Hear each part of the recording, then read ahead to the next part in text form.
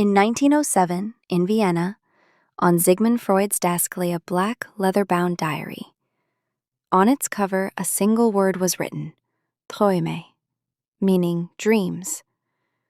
But unlike his other works, this diary was never published, because inside were not ordinary dreams. Some of them ended in death.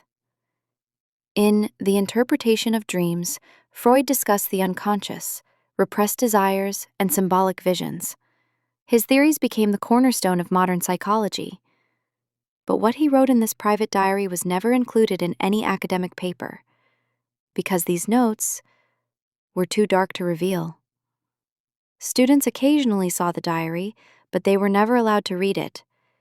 Years later, Freud's daughter, Anna Freud, confessed, "My father burned certain pages himself, because their revelation would have threatened both his career and the safety of the human mind." What remained pointed to one disturbing idea. Freud believed some dreams did not come only from the unconscious, but from somewhere else. And in that diary, there were 4 records. 4 nightmares, none of which ever saw the light of day. So what were these nightmares? Here is the first one Freud hid. The woman with no eyes. One of Freud's patients woke up night after night from the same nightmare. Every single time the vision was identical. A woman slowly approaching from a distance. She wore a long black dress, her hands were thin and trembling, but something was missing from her face. She had no eyes. The patient described how the empty sockets seemed to breathe in the darkness, how a gaze without eyes pierced straight through him.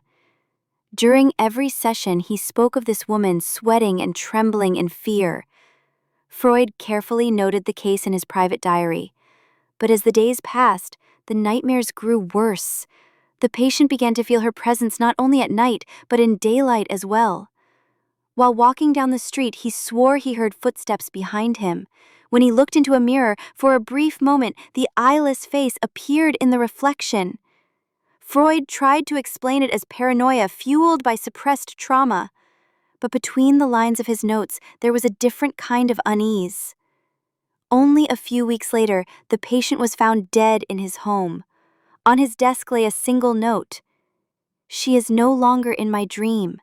She is in my room." This event made its way into Freud's diary, but it never appeared in any academic publication.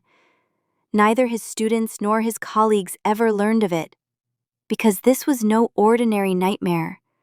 This was a dream that ended in death. One of the most disturbing entries in Freud's secret diary was a nightmare of his own. In the dream, a dimly lit room stood silent, and in the center rested a black coffin.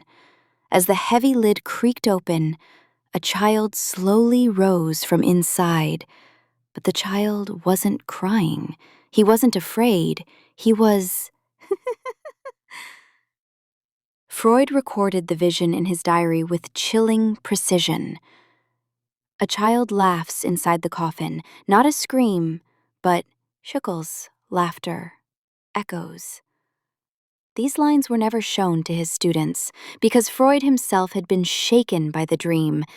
There was something here that even he, the master of the unconscious, could not explain. Some commentators later suggested the vision pointed to Freud's unresolved childhood traumas. Others believed it symbolized the reversal of life and death within his psyche. But Freud's own response was far simpler. Next to the entry, he wrote a single word, whispering, dangerous. While some researchers tried to dismiss it as metaphor, the style of Freud's notes made it clear this was no symbolic allegory. It was a nightmare he had truly seen. And most telling of all, he attempted to cross the page out, yet a few words still remained visible. The child rose from the coffin. This entry became one of the strongest proofs of Freud's hidden fear, because the man known as the father of the unconscious was terrified of his own. Another entry in Freud's diary did not belong to a single patient, but to 2 different people. During the same period, both patients, unaware of each other, reported the exact same dream. The dream was always the same. They stood alone in a room, and from behind the wall came the sound of breathing.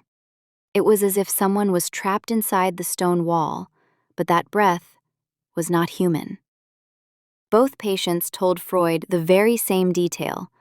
The breath would sometimes quicken, sometimes slow down, and at the end of the dream, the wall would crack open and a dark hand reached through. Freud had never encountered anything like this before.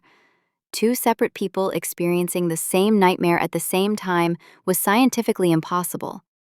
In his diary, he wrote a chilling question: could two separate minds be connected to a single source? But as the days passed, the nightmares grew even more disturbing. Both patients claimed they heard the breathing while awake. At night, in their bedrooms, and even in crowded streets, they felt a presence exhaling right beside them. Freud never published this case. For him, this was no longer psychology. It was a phenomenon that threatened the very limits of reason. Next to the entry, he wrote only one word: warning. And in the corner of the page, he left a small sketch, a rough drawing of a shadow hiding behind a stone wall. The final dream Freud wrote in his diary came during the last days of his life. His illness had worsened and sleep had become restless. But one night he had a dream that marked a turning point. The entry in his diary was painfully short. A door opened. The one who entered was not me. There were no explanations, no analysis, no theories scribbled in the margins. Just two words beneath the entry: darkness waits. It is said Freud died not long after writing this. And yet, this single record revealed the deepest fear of the father of modern psychology. For a man who devoted his life to unlocking the unconscious, at the end, it was his own mind that opened a door he could not close. To this day, the missing pages of Freud's secret diary remain a mystery.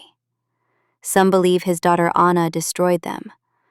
Others insist the diary still lies hidden in private archives. But whichever theory is true, one question remains. What was behind that door?